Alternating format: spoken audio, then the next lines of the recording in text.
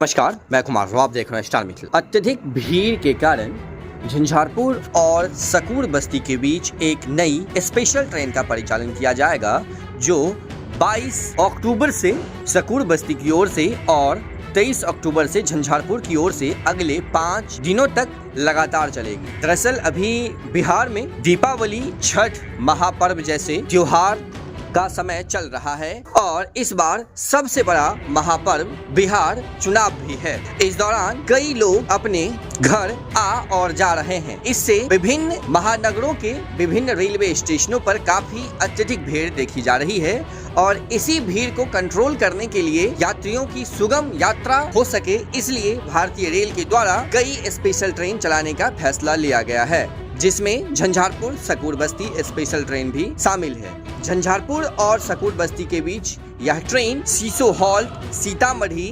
नरकटियागंज, बादशाह नगर, गाजियाबाद, नई दिल्ली होते हुए सकूर बस्ती और झंझारपुर जंक्शन के बीच चलेगी। कल यह ट्रेन पहली बार दोपहर के 1 बजे सकूर बस्ती रेलवे स्टेशन से खुलेगी, जो नई दिल्ली 1:45 दोपहर में पहुंचेगी और यहां से 2:20 पर खुलने के बाद गाजियाबाद, अलीगढ़, कानपुर सेंट्रल, बादशाह नगर, गोरखपुर, नरकटियागंज, रक्सौल, सीतामढ़ी, सीसो के रास्ते अगले दिन 6:30 शाम में झंझारपुर जंक्शन पहुंचेगी। पुनः यही ट्रेन 23 अक्टूबर से 27 अक्टूबर के बीच झंझारपुर से रात्रि के 8:30 पर खुलेगी, जो सीसो हॉल 9:23 रात्रि में होते हुए सीतामढ़ी, रक्सौल, नरकटियागंज, कानपुर सेंट्रल, नई दिल्ली के रास्ते सकूर बस्ती रात्रि के 1:40 पर पहुंचेगी। जो ट्रेन सकूर बस्ती नई दिल्ली से होते हुए झंझारपुर तक आएगी, इस ट्रेन का गाड़ी संख्या